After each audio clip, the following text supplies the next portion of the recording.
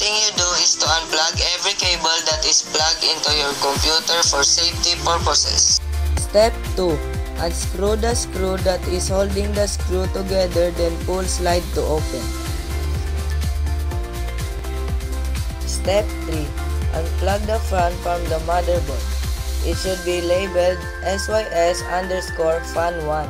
Then, unscrew the fan, then you'll be able to lift it out. Step 4.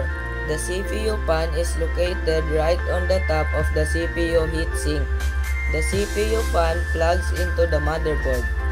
Follow the wires to find it. It is labeled CPU fan 1. To remove, unscrew the screws securing it.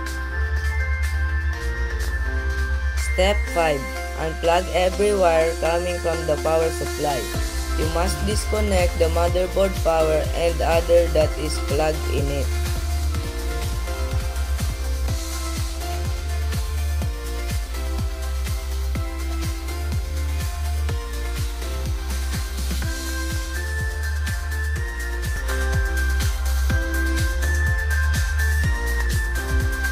Unplug the connectors at the back of the slot and the other end from the motherboard.